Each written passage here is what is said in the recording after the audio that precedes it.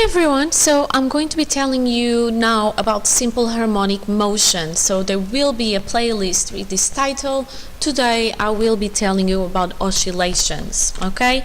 So some examples of oscillations are showing here on the screen now.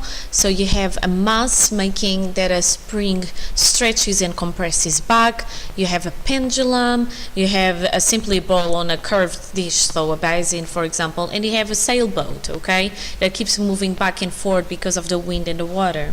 So these are all oscillations. Now, what an oscillating object is when I have an object that moves repeatedly from one direction to the opposite direction through an equilibrium position. So that means that as I go from one opposite end to the other end, I'm going to pass through a point where if no more forces are going to act on me and make me keep moving around, the point where I will stop, which is the equilibrium. So in that point, the object is not, if there are no forces on the object will stay there, okay? Now, there is this thing called displacement. Displacement, remember, is the vector, while distance is a scalar. So the displacement is a distance in a certain direction, okay? So during a full cycle, the displacement is going to do the following. First, it decreases as it returns to equilibrium. It's easy to think about it because as you return to equilibrium, the distance from the equilibrium position is smaller, so the displacement vector gets smaller. Then it reverses and increases as it moves away from the equilibrium. So now you're moving in the opposite direction, so the vector is going to go into the opposite direction, so it reverses. And as you move away from the equilibrium, you are at a larger distance from equilibrium, so the displacement increases as well. Then the displacement decreases as it returns towards the equilibrium position. Again, now you're going to go towards equilibrium, so the distance that you need to cover to get to equilibrium is smaller, therefore the displacement vector is a smaller vector. And then it reverses and increases as it moves away from the equilibrium position.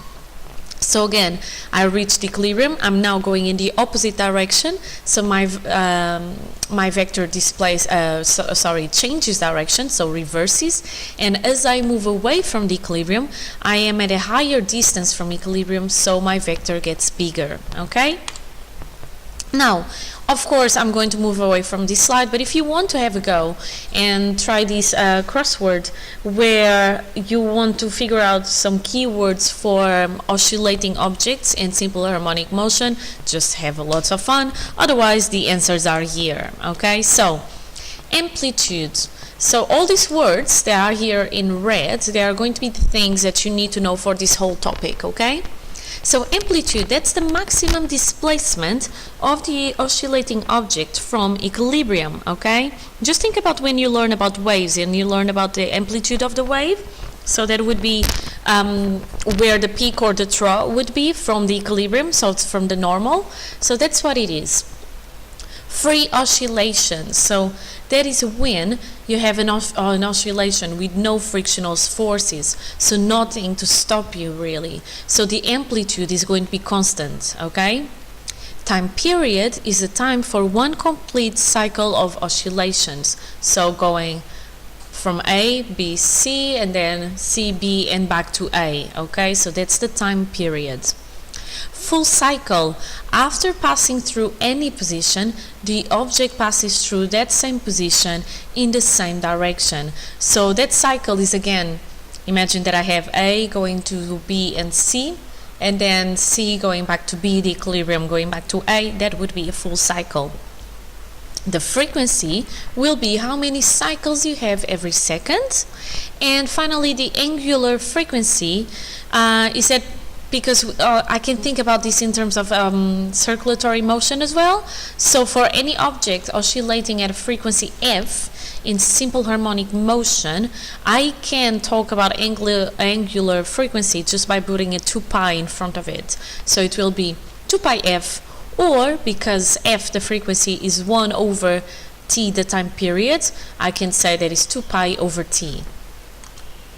Now, phase difference. So imagine that now I have more than one oscillating object. So for example, I have these two guys on a swing, or I would have two waves, anything that would have oscillatory motion.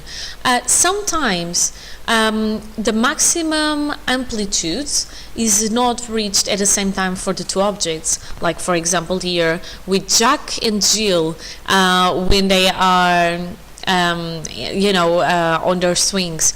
So that means that there's going to be phase difference, okay? So that phase difference by definition is when someone reaches a position, an object reaches a position at a certain time, and the other object reaches that same position at a delta t time earlier or later than the first one, okay? And then if they have the same time period, so if these two objects, they are not reaching a certain maximum position, for example, at the same time, but they are always oscillating with the same time period, then the phase difference will keep the same, will be the same phase difference throughout this oscillatory movement, okay? So my phase difference is going to have a certain formula, which is delta t, so the time difference while between one and the other reaching the maximum, like here, for example, okay? This is green, so is Jill reaching the maximum height. This is Jack, and this is their phase difference because Jill is getting to the maximum a little bit earlier than Jack, okay? So that's going to be delta t over t. This big T is going to be the time period, so the period for a complete oscillation. So highest position back to the highest position, okay? And then here I have some hints telling you the phase differences in radians and in degrees, okay? So for example, 0.25 t, so a quarter of a cycle is going to be pi over 2, which is 90 degrees. If you have half a cycle, so 0.50 t, the phase difference in radians is pi, which in degrees is 180, and so on, okay? So I can have 270 for 3 pi over 2, or 360 or 0 really for 2 pi, okay? So that's to do with phase difference.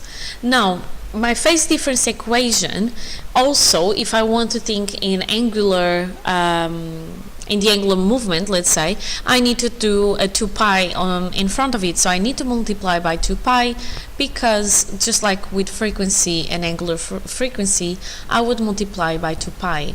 So for any two objects oscillating at the same frequency, their phase differences in radians is going to be 2 pi delta t, the difference of in time between their phase difference, over t the time period, okay?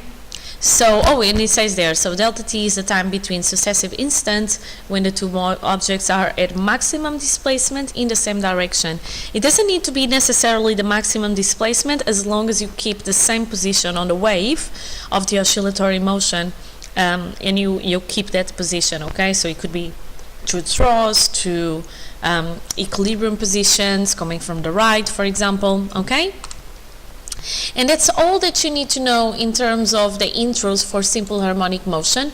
There are some questions here that you can attempt to try, and if you are going to attempt to try them, these are the answers, okay? 3 and 4, they don't have answers because they wouldn't have calculations, so if you go back to my slide, you will know the answers for those questions, okay? So I hope it was clear for you, and I will be coming back once I can with another simple harmonic motion video, okay? So take care, bye!